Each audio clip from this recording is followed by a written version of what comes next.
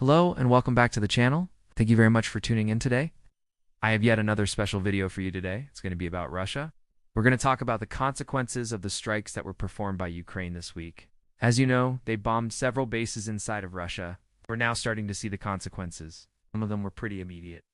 Others are only now becoming known. Moscow has effectively turned into hell. The first thing that I would like to show you here is what happened to the plane. This is the 295th nuclear bomber that was destroyed. This was one of the ones that was parked at the airport, which got hit. Now, according to some reports, it was a drone.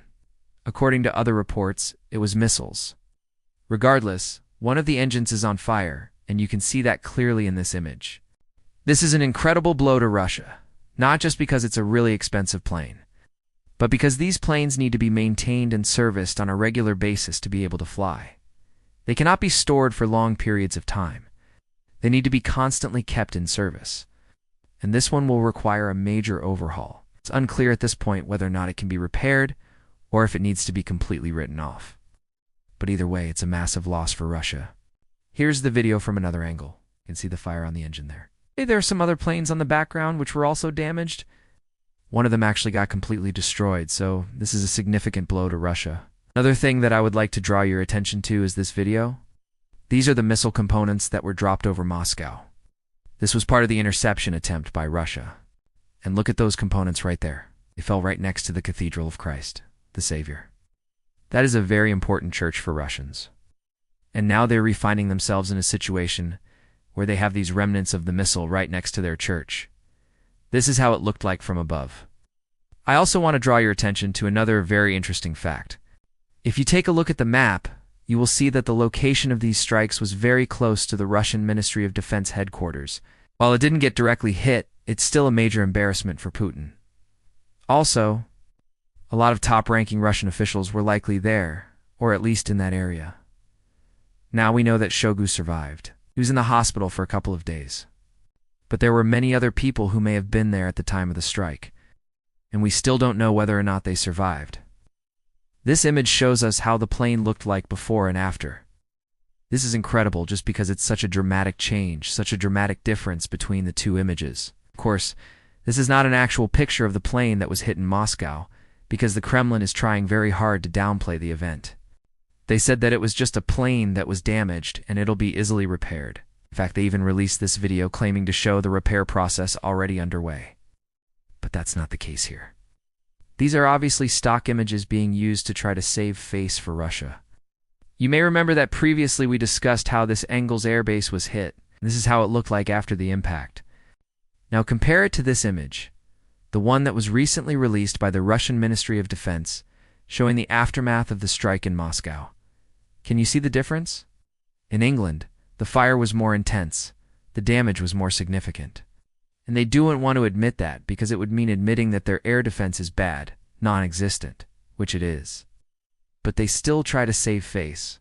At this point, we can say with a fairly high degree of certainty that several aircraft were destroyed, including the one that you're seeing here. There are other images out there that I am not going to be showing you today because they read too graphic in nature. But there are images that show aircraft that were literally torn apart. So it's unclear how they would be able to use those. The main takeaway here is that Ukraine was able to get away with it. Not only did they manage to bomb these bases inside of Russia, they managed to destroy multiple aircraft. And not just aircraft that Russia uses to deliver nuclear weapons. And Russia couldn't do anything about it. They tried their best to intercept the missiles, but they failed. And now they're left scrambling trying to figure out what to do next. And what happens is this: they will make a big show of it. You know, they will release these videos, these images. But behind the scenes, they're panicking. They don't know what to do. They can't retaliate because Ukraine is now expecting it, so they have to come up with something else. Maybe they'll move their planes further away from the border. Maybe they'll try to hide them underground.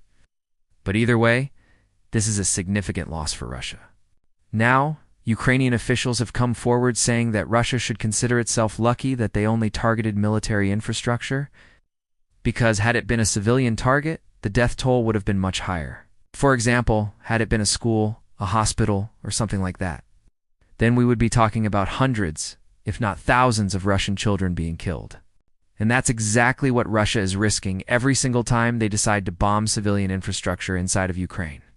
Thankfully, Ukraine doesn't do that. They don't intentionally target civilians. So Russia should consider itself lucky, though I doubt that Putin considers himself lucky at all.